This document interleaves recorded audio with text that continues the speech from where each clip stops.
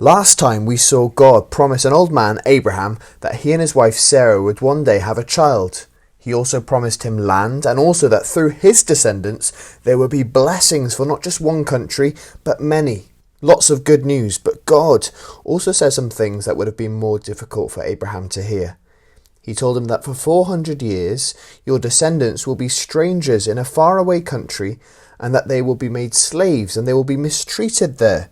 But I will punish the nations they serve as slaves, and afterwards they will come out with great possessions. What did this mean? Where would Abraham's people be strangers? Lots had to happen, and of course we can't mention it all. But here it is, very quickly. Abraham and Sarah had a baby boy, as God had promised, called Isaac. Isaac grew up and married and had 2 sons called Esau and Jacob. They didn't get on. And Jacob, who God gave the new name Israel, had 12 sons. They were Reuben, Simeon, Levi, Judah, Issachar, Zebulun, Gad, Asher, Dan, Naphtali, Joseph and Benjamin. Now Jacob shouldn't have had favourites, but the Bible tells us that he loved Joseph the most. He even made him a beautiful coat to show him how much he loved him. Now when his brothers saw that their father loved him more than any of them, they hated him. To make things worse, Joseph would have dreams where his brothers would bow down to him. When he told them these dreams, they were very angry. "You think you're better than us. You think you're going to rule over us." One day they saw Joseph walking towards them. Some brothers said they should kill him, but Reuben, the oldest brother, said, "Let's just teach him a lesson and throw him in that well over there. There's no water in it." He planned to go back afterwards and rescue him. So they threw him down this well. And when they sat down to eat their lunch, they saw a group of men heading to Egypt. "Let's get rid of Joseph and make some money."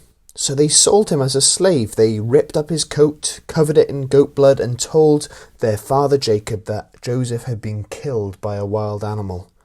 Jacob was heartbroken. What they meant for evil, God meant for good though. So while Joseph was in Egypt, he was a servant to a very important man.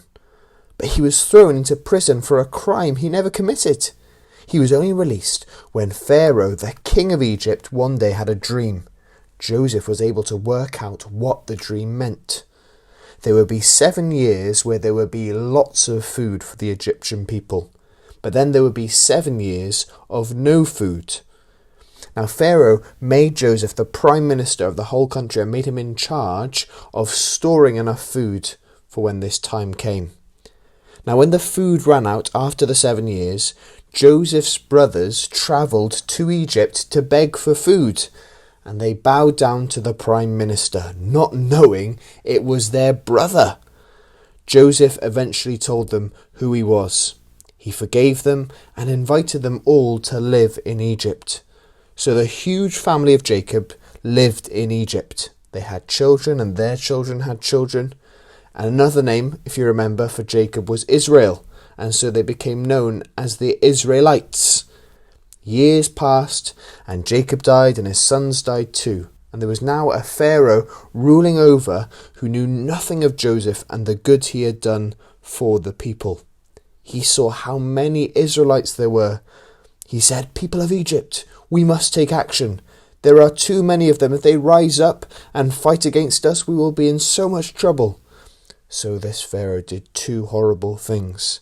He made them slaves, working in the hot sun for no money, where they were treated like animals. And he also told his soldiers to throw any newborn Israelite boys into the river Nile. They were slaves in a faraway land, being treated badly, just as God had told Abraham many years before.